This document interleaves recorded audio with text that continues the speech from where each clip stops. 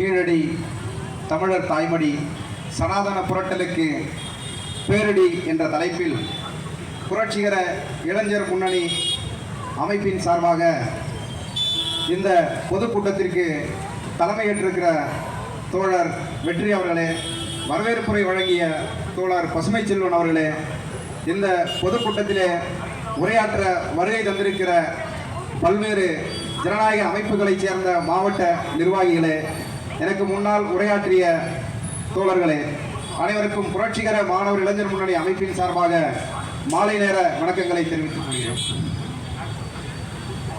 கீழடி தமிழர் தாய்மடி, இது ஏன் சனாதன புரட்டலுக்கு பேரடியா அமைஞ்சிருக்குன்னு சொன்னா, ஏற்கனவே வந்துட்டு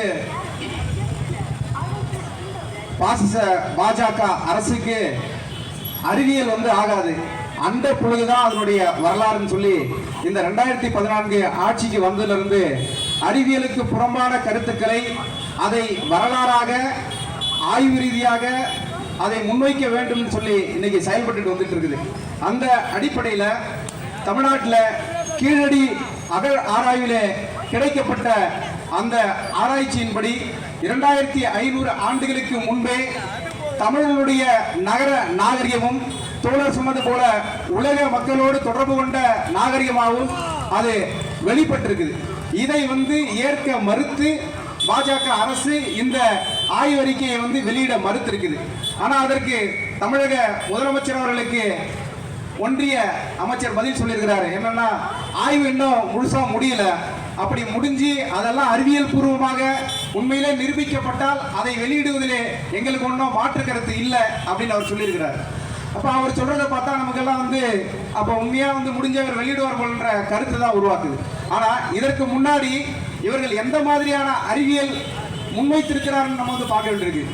மோடி அவர்கள் ஒரு அறிவியல் மாநாட்டில் பேசும்பொழுது கிட்டத்தட்ட அந்த அறிவியல் மாநாட்டில் 60,000க்கும் மேற்பட்ட அறிவியலாளர்கள், அதாவது அறிவுஜீவிகள் கலந்து கொண்ட அந்த அறிவியல் மாநாட்டில் பேசும் பொழுது, அதாவது நம்மளுடைய முன்னோர்கள் பார்த்தீங்கன்னா அப்பயே பிளாஸ்டிக் சர்ஜரியை கண்டுபிடிச்சிருக்கிறாங்க.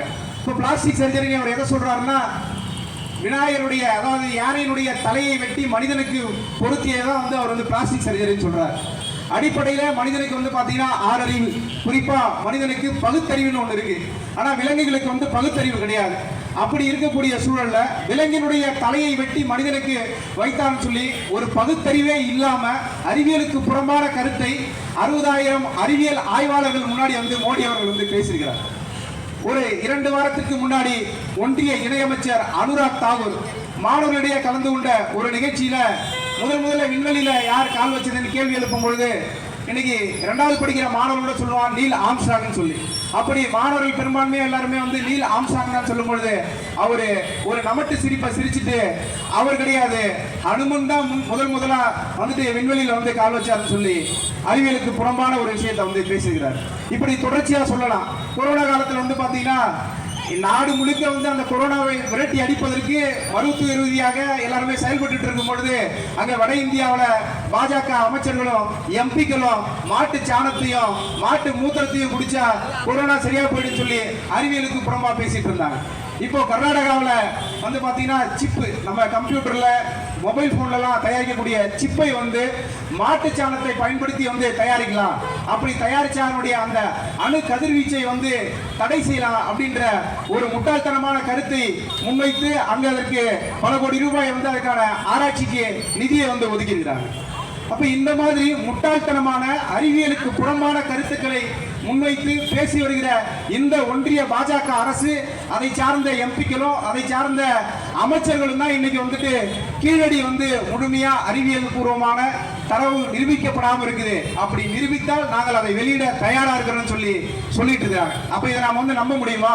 அப்ப என்னன்னு சொன்னா, கீழடின்றது அவர்களுக்கு ஒரு பேரடியா அமைஞ்சிருக்குது. ஏன்னா ஏற்கனவே சிந்து நாகரிகம் அதுதான் பழமை வாய்ந்த நாகரிகம். அதுவும் குறிப்பா இன்னைக்கு பாஜக அரசு அந்த சிந்து நாகரிகம் என்பது சரஸ்வதி நாகரிகம் அப்படின்ற ஒரு பெயர் மாற்றம் செய்து அந்த சரஸ்வதி நதியை கண்டுபிடிப்பதற்கு பல கோடி ரூபாய் ஒதுக்கி இருக்கிறான். அப்படி ஒரு நதியே கீழே ஓடல, ஆனா அதுக்கு பல கோடியை ஒதுக்கி இருக்கிறான். பிறகு சமஸ்கிருத மொழி தான் இந்தியாவில் இருக்கக்கூடிய அனைத்து மொழிகளுக்கும் முதன்மை மொழின்னு சொல்லி செத்து போன சமஸ்கிருத மொழியை பல கோடி ரூபாய் நிதியை ஒதுக்கியிருக்கிறார். ஆனா தமிழ் வளர்ச்சிக்கு வந்து சொற்பமான நிதியை வந்து ஒதுக்கிட்டு இருக்கிறாங்க. அப்ப இப்படிப்பட்ட இந்த பாஜக அரசு தொடர்ச்சியாக அதாவது பொய்யான வரலாறுகளை உண்மை வரலாறாக திரிக்கின்ற வேலையை இன்னைக்கு செஞ்சிட்டு இருக்குது. குறிப்பா ராமாயணம் மகாபாரதம் உண்மையிலே நடந்தது அப்படின்னு சொல்லி இன்னைக்கு அவன் வந்து பேசிட்டு இருக்கிறாங்க. இப்ப இதையெல்லாம் வந்து முறியடிக்கணும். அது மட்டும் இல்லாம இன்னைக்கு கல்வித்துறையில இந்த காவி இந்த மூடத்தனமான கருத்துக்களை இன்றைக்கு புகுத்தக்கூடிய வகையில புதிய கல்விக் கொள்கையை உருவாக்கி அதன் மூலமாக திரிச்சிட்டு இருக்கிறாங்க.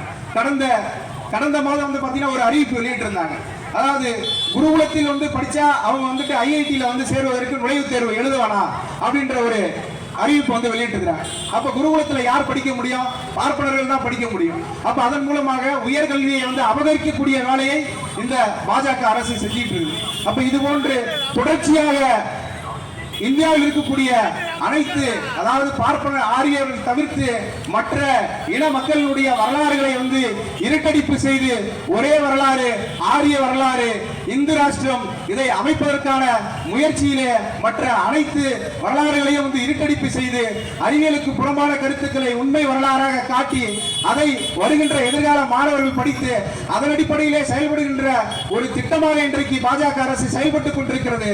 ஆக இதை முறியடித்து உண்மையான வரலாறுகளை கீழடி அகழ்வாய்வை உடனடியாக வெளியிட வேண்டும் என்பதை இந்த பொதுக்கூட்டத்தின் வாயிலாக கேட்டுக்கொண்டு வாய்ப்புக்கு நன்றி கூறி விடைபெறுகிறேன். நன்றி.